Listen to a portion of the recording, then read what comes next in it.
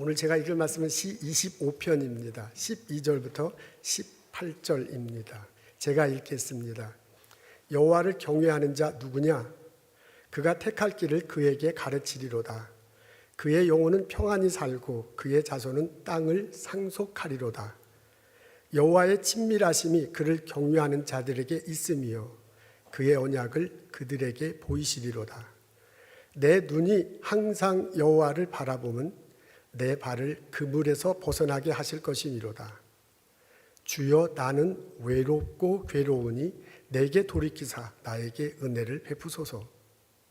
내 마음에 근심이 많사오니 나를 고난에서 끌어내소서. 나의 곤고와 환난을 보시고 내 모든 죄를 사하소서. 내 원수를 보소서. 그들의 수고 나를 심히 미워하나이다. 내 영혼을 지켜 나를 구하소서. 아멘.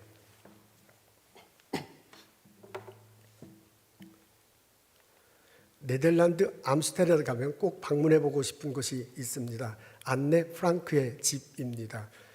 독일 나치당이 유태인을 박해할 때 안네 가족이 이곳에서 22년 동안 숨어 지냈다고 합니다. 앞에 사진을 볼 거예요. 과일 잼을 만드는 거나 혹은 고기를 믹스하는 공장이었다고 그래요. 이 건물 뒤편에 별관이 있는데 별관 2층에서 숨어 지냈습니다. 그 공장에서 일하는 직원 3명만 이 사실을 알고 있었대요. 그래서 음식과 필요한 물건을 갖다 주었습니다. 다른 직원들은 전혀 알지 못했대요. 그래서 낮에 본인들이 거기에 있는 것을 들킬까 봐 말을 조그맣게 이렇게 얘기하고 걸어 다니는 것도 아주 조심조심하게 걸어 다녔어요. 그리고 커튼을 닫고 지내만 했다고 합니다. 그렇게 2년 2개월 동안 숨어 있는데 나중에 이제 걸리기는 하죠. 이때 작가 지만생했던 안내, 지금 앞에 보이는 소녀지죠. 이런 숨막히는 삶을 일기로 썼습니다. 1943년 12월 24일 일기에는 이런 대목이 나옵니다. 도대체 언제쯤이면 신선한 공기를 들이마실 수 있는 사치가 우리에게도 허용될까? 창문을 활짝 열고 신선한 공기를 맛보지 못하는 그런 모습을 볼 수 있습니다. 1944년 3월 7일에는 이렇게 일기에 쓰여 있습니다.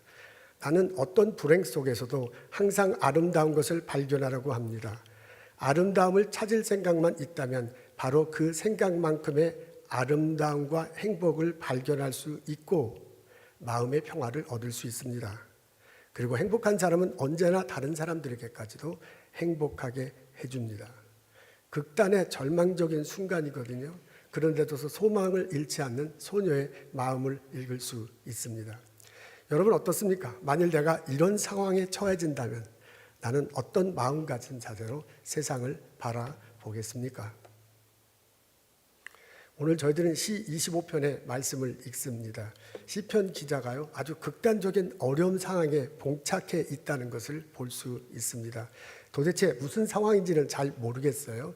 그런데 거기서 벗어나려고 발버둥치며 갈등하는 것을 생생하게 볼 수 있습니다.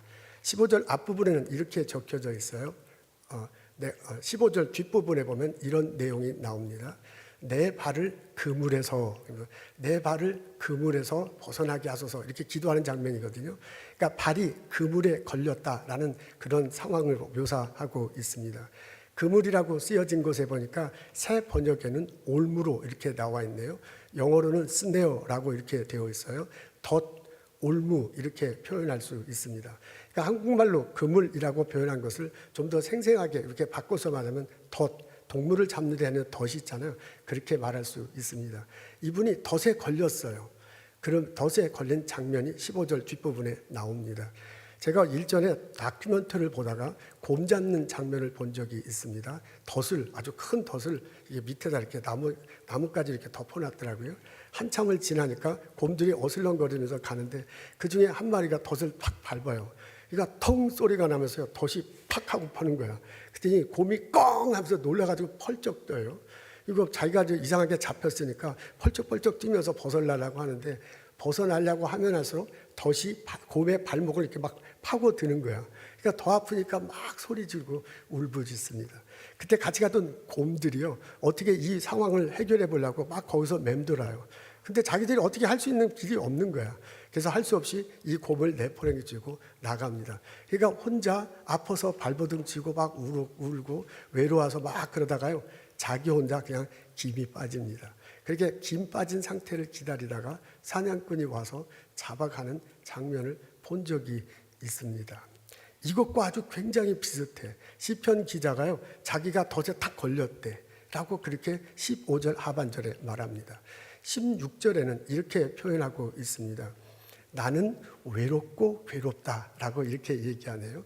자기가 어려움에 빠져 있는데 그것이 너무 괴로울 뿐만 아니라 외롭다고 합니다. 17절에는 이렇게 표현됐어요. 내 마음속에 근심이 가득 차니 내게 은혜를 베푸소서 그래요. 그러니까 이 사람이 마음속에 막 근심이 가득 찬 거야. 그리고 18절, 19절에는 내 죄가 있으니 하나님 내 죄를 용서하시옵소서라고 그렇게 말합니다. 이분이 덫에 걸린처럼 굉장히 어려운 상황에 빠졌어요. 그러다 보니까 외로워져.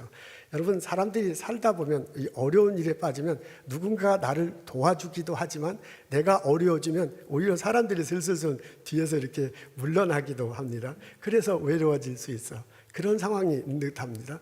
이분이 마음속에 근심이 가득 찼대. 그렇게 표현하고 있고요. 17절에는. 그러니까 근심이 막 이렇게 가득 차다 보면 내가 왜 이렇게 어려운 일이 벌어지는가? 혹시 내가 잘못한 일이 생겨서 이런 건가? 하고 자꾸 옛날에 내가 잘못했던 것만 자꾸 생각해. 그러면서 이 사람도 그런 것 같아. 그러면서 자기의 죄를 떠올리면서요, 하나님 용서하십시오 라고 이렇게 말하는 내용입니다. 이게 15절부터 18절까지 짧게 나와 있는데요, 이 사람 자기의 상황, 덫에 걸린 것 같다라고 그렇게 왜 어려운지는 몰라요. 근데 덫에 걸린 곰과 같은 그런 상황을 묘사하고 있고요. 그러면서 외롭다고 그래. 자기가 너무너무 힘들 때 오히려 인간관계에서 멀어지는 거야. 자기 혼자 있는 거예요. 그래서 마음이 근심으로 가득 차다 말하고요. 그렇게 마음에 근심으로 가득 찬 정도가 아니라 영혼이 피폐하는 거지요. 그래서 하나님 내 죄를 용서하십시오 라고 그렇게 기도하는 장면입니다. 마치 곰이 덫에 걸려가지고 막 팔쩍팔쩍 뛰고 어떻게 하면 탈출할까 하는데 못하고 자기 동료들이 다 떠나고 거기서 혼자 울부짖는 그런 모습 같습니다. 이렇게 오늘의 본 같습니다. 이렇게 오늘의 본문을 이렇게 해석하다 보면 남의 이야기 같지 않아요? 이게 성경이다. 그리고 훌훌 넘어가면 그런데요, 이걸 하나하나 이렇게 해석하면 이 시편의 기자가 곧 나 같고요, 내가 곧 시편 기자 같아. 살다 보면 우리들에게도 이런 일을 겪을 수 있습니다. 그런 일 없으면 얼마나 좋겠어요. 근데 우리 인생이 그렇게 평탄하지 않죠. 전혀 예상치 못한 일이 우리들에게 펼쳐집니다. 내가 세운 프로젝트가 있어. 이거 꼭 돼야 돼. 이거 해야지 이제 대박이 터지는 거야. 그리고 열심히 일했는데 그 결과가 전혀 나오지 않을 수 있죠. 그래서 그것을 접어야 하고 낭패감에 빠질 수 있습니다. 이제까지 내가 헌신적으로 열심히 일해서 벌어놓은 돈이요, 어느 날 갑자기 날아가 버릴 수 있습니다. 내 커리어에 흠집이 남기는 그 정도가 아니라 막 이게 있잖아요. 내가 이것 때문에 막 이렇게 살아왔어. 이렇게 해야지 승진하고 막 이게 내가 잘난 사람이 되는데 그렇지 못하게 되는 거면 얼마나 힘들어요. 이게 덫이 내 발목을 꽉 잡은 것 같은 그런 상황 살다 보면 겪을 수 있습니다. 가족들에게 어려운 일이 생길 수 있죠. 내 아들, 딸 얼마나 자랑스럽고 이뻐 잘 되길 바라는데 그렇지 못한 경우 우리 살다 보면 있습니다.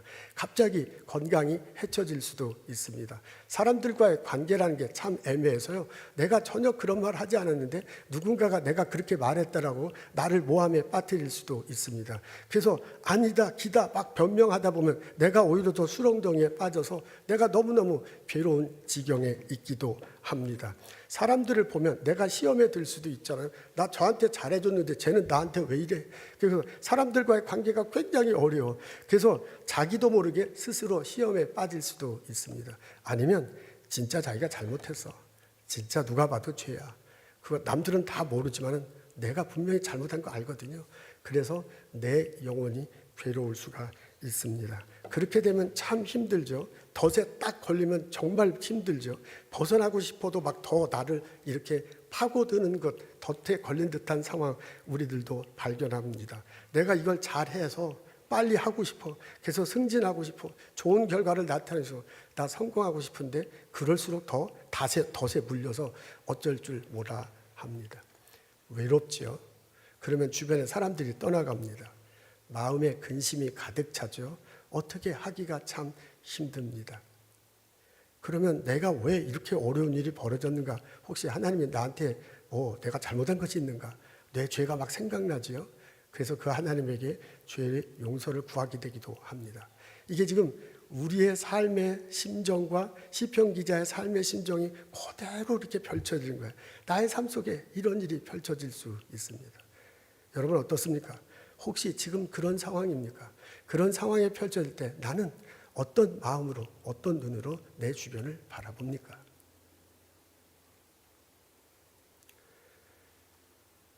시편 기자가 노래합니다. 나는 하나님을 바라보겠다. 15절 앞부분에 그렇게 말해요. 나는 내 눈으로 항상 주님을 바라보겠다 라고 그렇게 말을 합니다. 주님을 바라보겠다. 이게 막 굉장히 힘든 상황에서 주님을 바라보겠다라고 그렇게 말합니다. 그래서 그 주님의 어떤 분인지 묘사해 나왔어요. 오늘 읽은 부분 앞부분에 있습니다. 주님은 신실하신 분이다, 진실한 분이다, 정직한 분이다 라고 그렇게 하나님에 대해서 묘사해 놨습니다.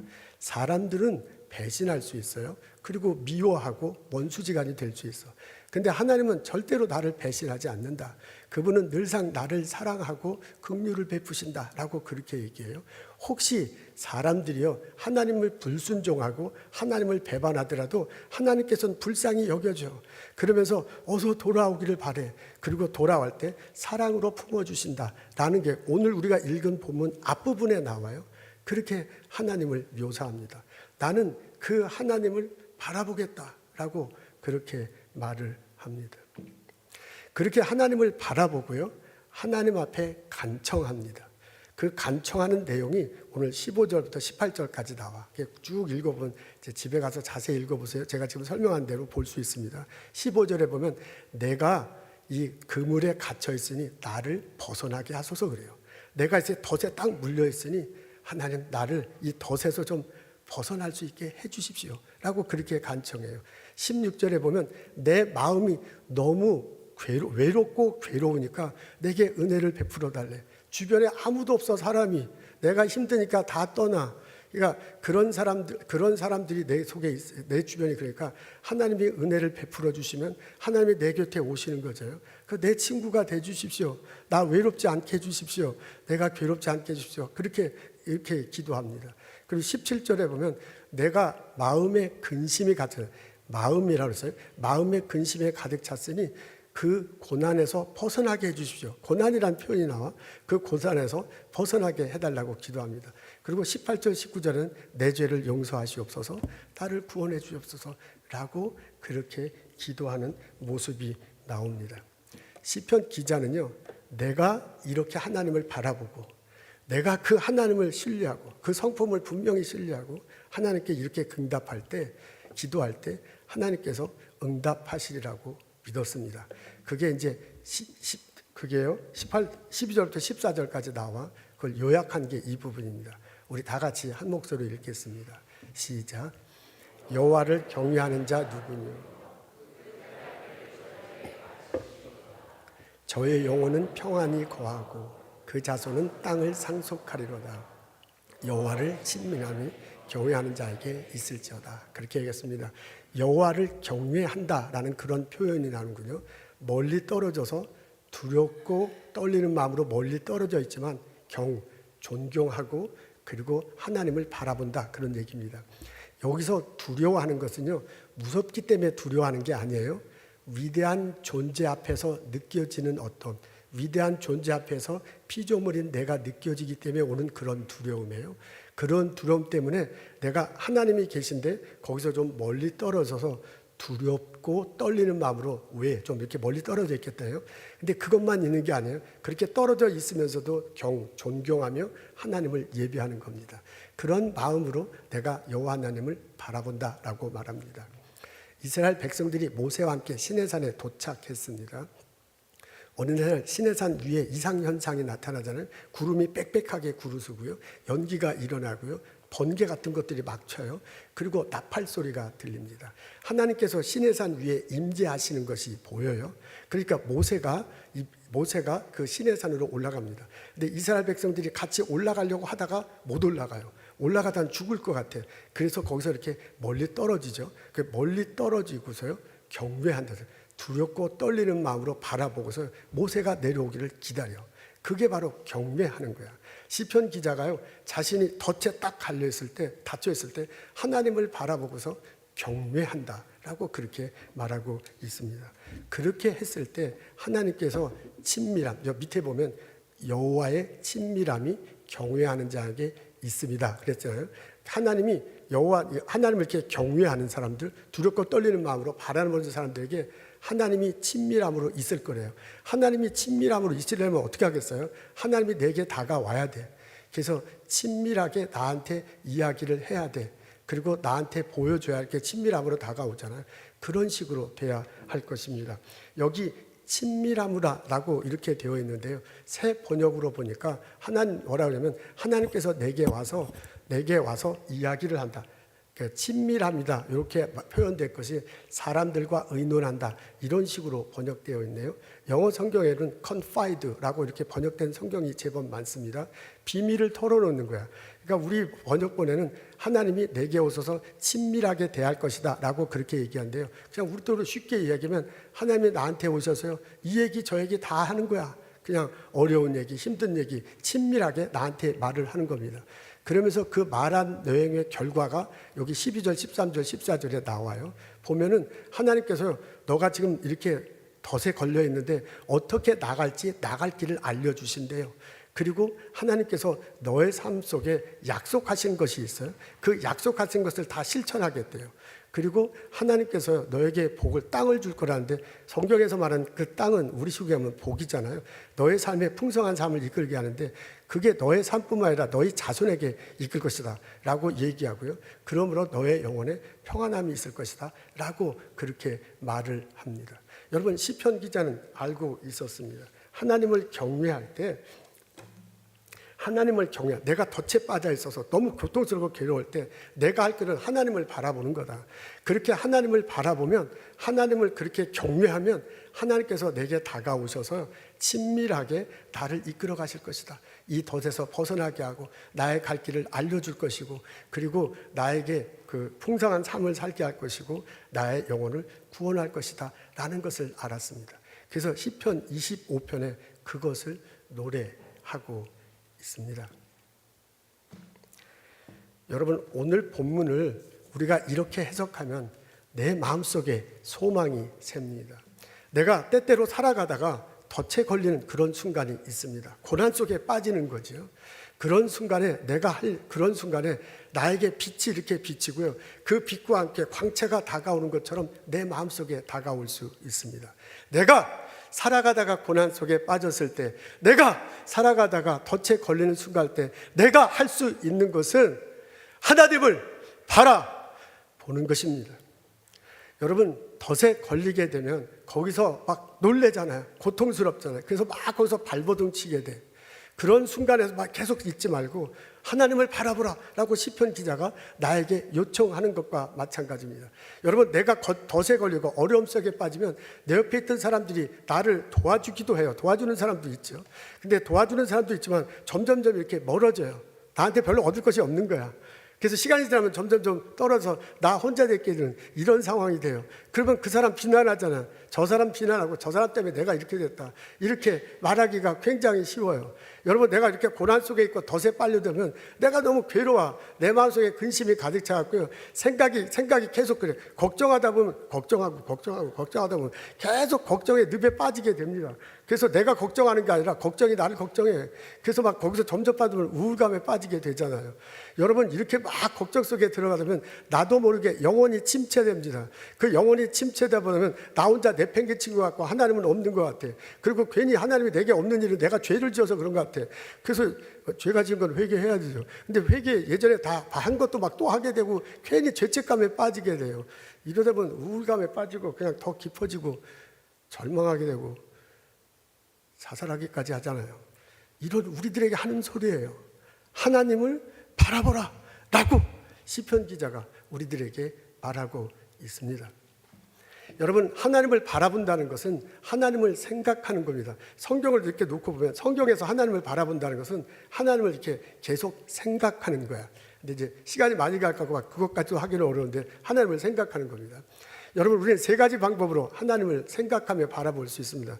첫째는 뭐냐면 성경 말씀을 묵상하고요, 그렇게 생각하면서 하나님을 바라볼 수 있습니다. 예수님 돌아가셨을 때 엠마오로 두 제자들이 가고 있습니다. 그 사람이 슬픈 얼굴로 가니까 부활하신 예수님이 다가가잖아요. 웬일이냐 하니까 예루살렘에 있던 일을 해요. 그때 예수님이 제자들이 예루살렘에 있었던 이야기를 할 때 예수님이 말씀으로 그를 풀어줘. 그랬더니 나중에 제자들이 예수님을 알아봤다 그랬잖아요. 그리고 눈이 띄었다고 그래요. 나중에 예수님을 알아봤습니다. 예수님을 다시 만나는 경험을 하게 된 겁니다. 이걸 다시 풀어서 얘기하면 말씀을 놓고 이야기할 때, 공부할 때 예수님을 다시 만나는 경험을 하게 되는 거잖아요. 그러면 예수님이 알았다는 것을, 살았다는 것을 알게 됩니다. 이것을 경험할 수 있는 거예요. 말씀을 읽고서 생각하고 하나님을 자꾸 바라보다 보면 하나님을 만나는 경험을 하게 됩니다. 여러분, 말씀을 기도하면서요, 계속 생각하고 하나님을 바라보면 하나님을 만나는 경험을 할 수 있습니다. 엘리야가 갈멜산에서 기도합니다. 비가 안 오기 때문에 이스라엘 백성이 어려움을 당하니까 갈멜산에서 제단을 놓고 하나님께 기도하잖아요. 하나님 불로 응답하시옵소서, 사람들이 하나님 살아계심을 보게 하시옵소서 기도해. 그때 하나님이 불로 응답했어요. 그래서 하나님이 일하시는 것을 보고 이스라엘 백성이 하나님이 살아계셨다는 것을 알게 된 거야. 경험하고 하나님이 살게 됐던 것을 알게 되는 거예요. 이런 일이 우리들 삶 속에서도 이루어질 수 있다니까요. 내가 기도하면서 하나님을 자꾸 생각해. 시편 기자가 하나님의 성품을 자꾸 생각하고, 그분은 진실한 분이다 라고 성품을 생각하고 자꾸 기도하는 거잖아요. 그런 식으로 내가 자꾸 기도하면서 하나님을 바라봐. 그러면 하나님께서 내 삶 속에서 일하시는 것을 경험할 수 있어요. 그 경험을 통해서 하나님 살아계심을 안다, 그 말입니다. 여러분, 내가요 찬양하면서 하나님을 생각하고요, 하나님을 바라볼 수 있습니다. 우리가 찬양하면서 그냥 막 이렇게 부르기도 하지만 가사를 생각하잖아요. 그리고 혹은 그것을 만든 사람의 사연 같은 것들을 알게 됩니다. 그렇게 가사를 생각하면서 이렇게 찬양을 해요. 오늘 성가대 가서 난 깜짝 놀랐어요. 오, 그런 가사도 있구나. 이게 가사가 굉장히 마음에 와닿는 그런 것들이 있어요. 정말 하나님의 때가 있고 하나님의 인도하심이 있어요. 저는 아주 철저히 그걸 믿는데 감사해요. 이제 가사가 내게 이렇게 막 다가오는 것들이 있어요. 그래서 그 가사를 생각하면서 들으다 보면 왠지 모르게 나의 마음속이 이렇게 감정적으로 편안해지거나 행복해지거나 막 이런 감정의 변화를 느낍니다. 그리고 가사를 생각하면서 찬양하다 보면 생각이 정리가 되기도 합니다. 그리고 가사를 생각하면서 찬양하다 보면 내가 이렇게 살아야지 결심하게도 됩니다. 찬양 가운데 하나님이 임재하신다고 그랬거든요. 하나님이 찬양 가운데 임재하셔서 나의 감정을 움직여 주신 거고요, 내 생각을 정돈해 주신 거고요, 나를 하여금 그렇게 의지적으로 결단하게 한 거야. 그거의 마음의 작용이잖아요. 하나님이 내 마음을 터치하신 거예요. 그렇게 하나님께서 찬양 가운데 임재하셔서 내 마음을 터치했다는 것을 경험하게 되면, 이런 일이 역사가 일어나는 걸 알게 되면 그때서 내가 하나님의 존재를 알게 된다, 그 말입니다. 여러분, 말씀을 읽고 생각하고요, 기도하고 생각하고요, 찬양하면서 생각하고요, 그게 하나님을 바라보는 거예요. 환난에 빠졌을 때 말씀 읽고 기도하고 찬양하면서 하나님을 계속 바라보면 하나님이 일하시는 것을 경험할 수 있습니다. 이건 내가 한 일이 아니야. 이거 도대체 내가 할 수가 없는 일이야. 근데 내 앞속에 벌어져요. 여러분, 살다 보면 그래요. 그 벌어진 일이 왜 벌어졌겠어요? 하나님이 하신 거거든요. 하나님이 하신 거구나. 그렇게 해서 하나님을 경험하고 하나님을 알게 됩니다. 그걸 성경은 뭐라고 표현하면 하나님을 만났다라고 표현하고요, 그걸 성경은 뭐라고 표현하면 하나님을 봤다라고 그렇게 표현하는 겁니다. 여러분, 이것은 바람을 봤다라는 것과 똑같습니다. 바람 자체는 우리 눈으로 볼 수 없습니다. 그러나 바람이 부는 현상을 우리는 경험할 수 있습니다. 바람이 불면 여기가 시원해잖아요. 이 느낌으로 다가와요. 그리고 바람이 불면 나무가 왔다 갔다 하잖아요. 그걸 볼 수 있어요. 그러니까 바람 부는 현상들을 보고 바람이 있다는 경험, 바람 부는 현상을 내가 경험하고 바람이 있다고 우리는 압니다. 그걸 뭐라고 표현하면 내가 바람을 만났다, 바람을 보았다라고 그렇게 표현하는 것과 똑같아요. 하나님을 우리가 내 눈으로 볼 수 없습니다. 그러나 이게 하나님께서 하신 일이다라고, 이건 기적과 같은 일이야. 하나님이 함께 하시면 안 하시면 이런 일이 벌어질 수 없어. 그런 거 우리 살다 보면 경험하는 거죠. 그 경험이 있으면 하나님이 있다는 것을 알게 되고, 이렇게 경험하고 알게 되는 것을 하나님을 만났다라고 표현하고 하나님을 보았다라고 그렇게 표현하는 게, 그게 성경적인 표현이에요. 그러니까 성경대로 얘기하면 하나님을 바라보며 살 때 하나님을 경험할 수 있습니다. 아멘. 할렐루야. 무의식이 나를 어떻게 설계하는가, 무의식이 나를 어떻게 설계하는가라는 책이 있군요. 데이빗 이글먼이래. 스탠퍼드 대학교 뇌과학자라고 하는군요. 그분이 쓴 책을 읽고 있습니다. 내용이 어려워서 잘 이해가 안 가지만 재미있게 읽고 있습니다. 근데 흥미있는 대목도 있더라고요. 이분이 뭐라고 하면, 우리 눈으로 사물을 인식하는 게 아니래요. 우리 눈으로 사물을 인식하는 게 아니라, 눈으로 그 사물에 대한 시각 정보가 눈으로 들어오면 뇌가 그것을 해석하고 그려주는 대로 우리가 인식하는 거랍니다. 그러니까 우리가 눈으로 보는 게 아니라 뇌로 사물을 본답니다. 정말 그런가요? 그러면서 이분이 이걸 거꾸로도 얘기하더라고요. 그걸 거꾸로 해서 뇌가 기대하는 것, 그분은 기대한다고 표현했어요. 그러니까 뇌가 생각하는 것, 뇌가 보고 싶은 것을 눈으로도 볼 수 있다라고 그렇게 써 있습니다. 뇌과학자가 그렇게 썼대요. 그러면서 예를 든 게 이것입니다. 여러분 앞에 있는 사진 보십시오. 이거 우리 많이 알고 있는 거지요. 중국에 있는 한 사진사가 예수님에 대해서 많이 고민을 해. 내가 예수님을 만나고 싶다, 예수님을 보고 싶다 라면서 그것을 고민하고 있었습니다. 어느 날 말을 타고 가는데, 중국 오지를 가는데 음성이 들리는 거야. 사진을 찍어라, 사진을 찍어라. 근데 봤더니 눈이 덮였고 녹아있고, 일부분은 녹아있는 그런 벌판이에요. 그런 벌판을 사진을 찍었습니다. 사진을 찍었고 나서 나중에 작업실에 와서 현상해 보니까 이런 장면이 나온 거예요. 이 장면에 예수님 얼굴이 보이죠? 이렇게 약간 옆으로 이렇게 돌아선 얼굴이 보입니다. 이 사진 속에 예수님 얼굴이 안 보이는 사람은 믿음이 없는 사람이고, 보이는 사람은 믿음이 있는 사람이다. 절대 그게 아니죠. 이거 보이기도 하고 안 보이기도 해. 안 보이는 사람도 있을 거야. 저도 이거 참 안 보여갖고 굉장히 고민 많았습니다. 나중에 이제 보이니까 보이더라고요. 이걸 데이빗 이글만 교수는 뭐라고 하면, 뇌가 자꾸 그걸 기대하니까 눈으로 보이는 거랍니다. 그렇구나. 이게 하나님께서 우리를 그렇게 만드셨네요. 여러분, 우리 조상들은요, 이런 현상을 단 한 문장으로 유머스럽게 표현했습니다. 그게 뭔지 여러분 다 아시죠? 똥개 눈에는 똥만 보인다. 똥개는요, 맨날 똥만 생각하는 거야, 뇌에서. 그러니까 눈에 보이는 게 그냥 똥만 보이는 거야. 여러분, 예레미야 29장 12절 13절에 보면 이렇게 쓰여져 있습니다. 너가 내게 부르짖으며 내게 와서 기도하면 내가 너희들의 기도를 들을 것이요, 너희가 온 마음으로 나를 구하면 나를 찾을 것이요 나를 만나리라 그랬어요. 여기 보면 온 마음으로 나를 구한대. 여러분, 성경의 온 마음은 생각과 감정과 의지가 있는 거야. 그러니까 온 마음으로 나를 구한다는 얘기는 온 마음으로 나를 자꾸 생각하는 거야. 그러면 머릿속에 자꾸 생각하면 너가 하나님이 보일 것이다, 하나님을 만날 것이다, 그 말하고 똑같은 거 아니에요. 지금 있잖아요. 이게 일맥상통하는 것으로 나한테는 이렇게 보여져요. 우리가 살아가다 보면 환난에 빠질 수 있습니다. 나기가 딱 이 덫에 걸릴 듯한 그런 삶 살았을 때, 그때 넉넉지 않고 하나님을 바라보는 거예요. 내가 기도하면서, 내가 말씀 읽으면서, 내가 찬양하면서 자꾸 하나님을 생각해. 그러면 하나님이 친밀하게 다가오신다잖아요. 하나님이 임재하신다잖아요. 그리고 하나님께서 나에게 친밀하게 동행하신다는 거야. 이게 결국은 너가 그 닷에서 벗어날 길을 열어줄 거다.